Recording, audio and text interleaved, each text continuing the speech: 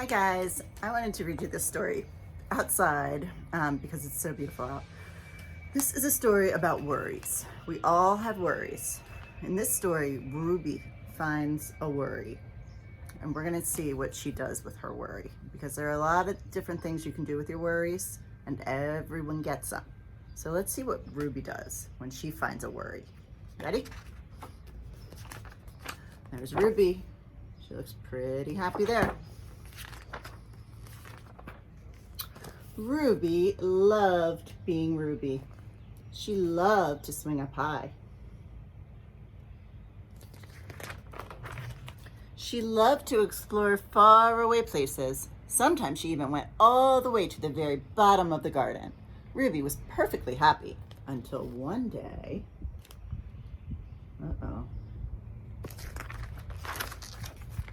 she discovered a worry. It wasn't a very big worry. He's not scary, but he's there and he has kind of scared eyebrows.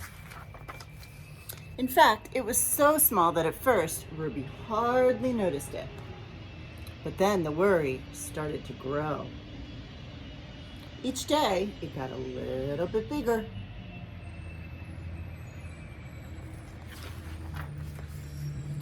It just wouldn't leave her alone. It was there at breakfast, staring at her over her cereal box.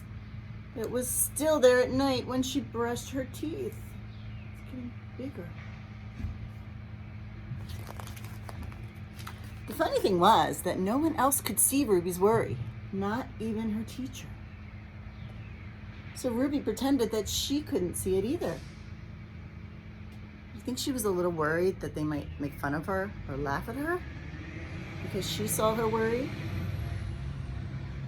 We would never do that. We don't do that at Reggio. She tried to carry on as if everything was normal, but it just wasn't. The worry was always there, stopping her from doing the things that she loved. She can't play in the garden with that big old worry next to her. She can't swing super high with that big old worry on her swing. Here are my trash chucks. They decided to come right now. Ruby wondered if the worry would ever go away. What if it didn't? What if it stayed with her forever? Ruby didn't realize it, but she was doing the worst thing you can ever do with a worry. She was worrying about it. Bye, trash man. Now the worry was enormous. It could barely fit in the kitchen at dinner time.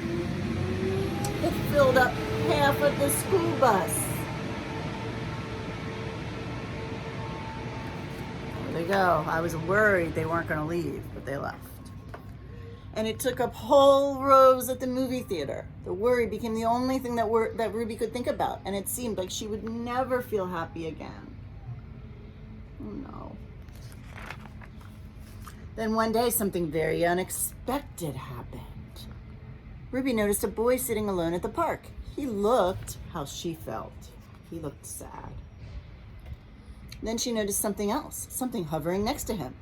Could it be a worry? Wait a minute, he has a worry too?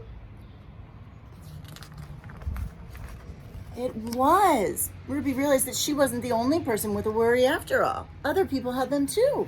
She asked the boy what was on his mind, and as he told her, the strangest thing happened. His worry began to shrink. It began to get smaller as he was telling her about his worry. He was saying it out loud, not just thinking about it. Then Ruby did the best thing you can ever do if you have a worry. She talked about it. As the words tumbled out, Ruby's worry began to shrink until it was barely there at all. Soon, both of their worries were gone.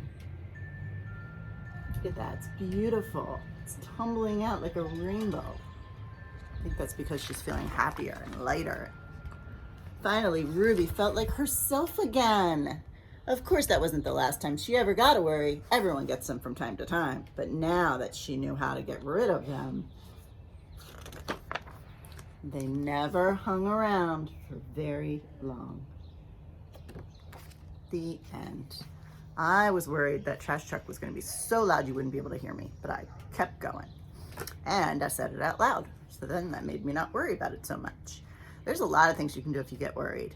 Sometimes I find myself, when I start to get worried, I start doing things like twirling my hair or biting my nails. It's a super bad habit. Don't do that. I'm trying to stop. And that means I know that I'm worried about something. I should probably talk to somebody about it, somebody that I love. Because when I say it out loud, then I realize it's not that scary. It's really not. In our classroom, we have our fairy door, our fairy on the wall. And what happens when you put your hand, if you have a worry, you put your hand on the fairy door, and when it turns red, that means the fairies are listening. And you either think about it really hard in your head, because the fairies can hear your thoughts, they're fairies. Think about it really hard in your head, or you can say it out loud to them. And when it turns green, it means that the fairies heard you and they turned your worries into wishes. It's one of their jobs, one of their many, many important jobs.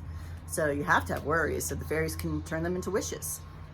But if you don't have a fairy door or a thing to talk to the fairies with, you can tell somebody else.